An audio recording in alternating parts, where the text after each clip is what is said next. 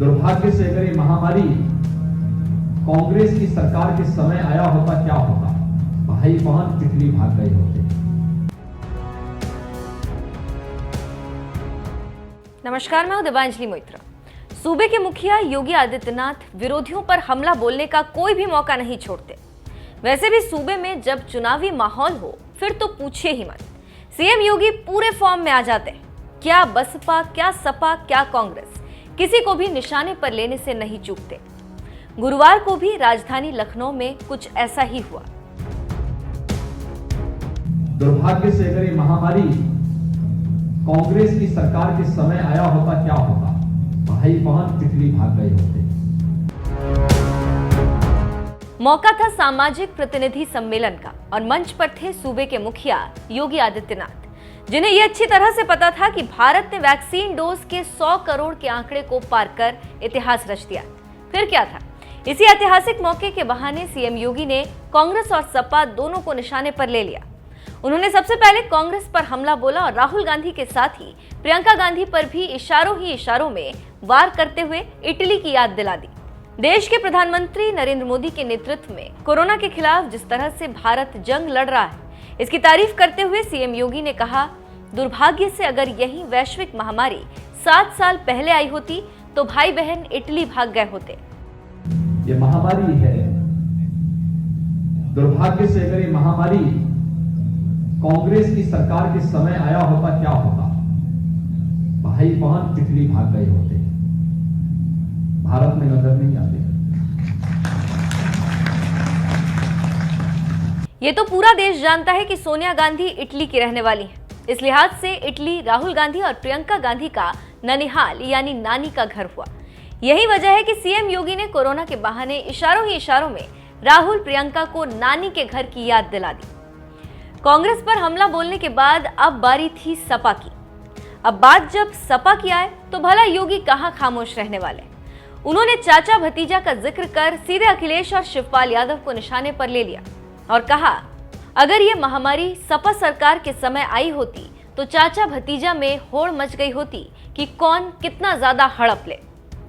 उन्हें गरीब की चिंता नहीं होती। सपा की सरकार में आए होते तो चाचा भतीजे में होड़ लग गई होती कि कौन कितना ज्यादा हड़प ले। उनको गरीब की चिंता नहीं होती। किस माफिया को कहां ठेका दिलवा दें। और बहन जी के समय में आई होती तो बहन जी के समय तो भगवान ही मालिक होता।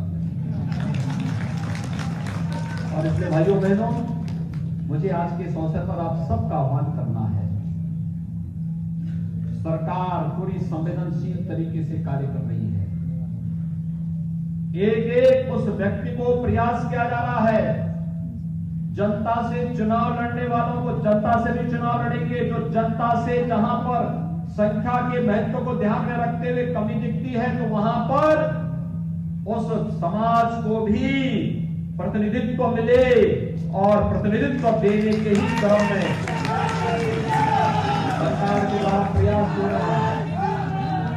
मिलेगा सबको, इंतजार करने की आवश्यकता है। हाँ, किसी का कल हुआ होगा, किसी का आज हो रहा होगा, किसी का आने वाले कल में भी होगा।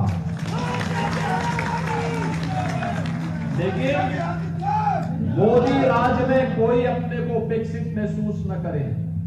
ये मान करके चलिए, अगर उसकी बारी आई है तो मेरी भी बारी जरूर आएगी।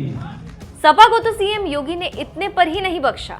गोरखपुर के बीआरडी कॉलेज की घटना भी याद कर अखिलेश यादव पर जबरदस्त हमला बोला और कहा, 2012 में अखिलेश यादव सपा के एक नेता के घर मांगलिक कार्यक्रम में हिस्सा लेने गए, लेकिन गोरखपुर के बीआरडी कॉलेज में मर रहे मासूम बच्चे को देखने नहीं गए।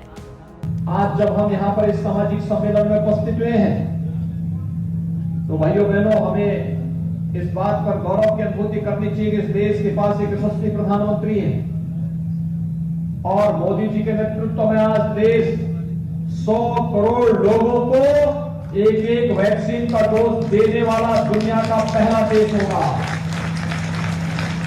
सबको वैक्सीन, फ्री में वैक्सीन। ये फ्री में वैक्सीन और सबको वैक्सीन। याद करिए, इससे पहले भी बीमारियां आती थी, महामारी नहीं होती थी, बीमारियां आती थी, वैक्सीन नहीं बन पाता था, दवा नहीं आ पाती थी, लोग मरते थे, सरकारें देखने के लिए नहीं जाती थी। समाजवादी पार्टी की सरकार थी, गोरखपुर के बीआरडी मेडिकल कॉलेज में एक ही रोज यानी कुछ ही 2 महीनों के अंदर 1500 बच्चों की मौत हुई थी इंसेफ्लाइटिस से। उनके मुख्यमंत्री देखने के लिए नहीं गए। वे समाजवादी पार्टी के एक नेता के घर में मांगलिक कार्यक्रम में भाग लेने के लिए गए, लेकिन जो मासूम बच्चे गोरखपुर के बीआरडी मेडिकल कॉलेज में मर रहे थे, उनको देखने के लिए नहीं गए। ये संवेदनहीनता थी। कांग्रेस की सरकार रही हो, सपा की सरकार रही हो या बसपा की सरकार, इन्होंने जातिवाद के नाम पर सामाजिक ताने बाने को छिन्न भिन्न करके प्रदेश को दंगों की आग में झोंकने का तो कार्य किया था, लेकिन किसी गरीब के साथ, किसी कमजोर के साथ कभी खड़े नहीं हुए। अपने सत्ता स्वार्थ के लिए इन लोगों ने प्रदेश को माफियाओं के सामने गिरवी रखने का काम किया था। सीएम योगी ने सपा, बसपा और कांग्रेस पर कोरोना के बहाने ये हमला ऐसे समय बोला है जब देश ने गुरुवार को ही 100 करोड़ की डोज का ऐतिहासिक आंकड़ा पूरा किया। भारत के लिए कोरोना लड़ाई के लिहाज से 21 अक्टूबर का दिन ऐतिहासिक, अद्भुत और कई मायनों में देश की इच्छा शक्ति का परिचय देने वाला था। जब 100 करोड़ लोगों को कोरोना का टीका लग गया, भारत के सामने कई मुश्किलें आई।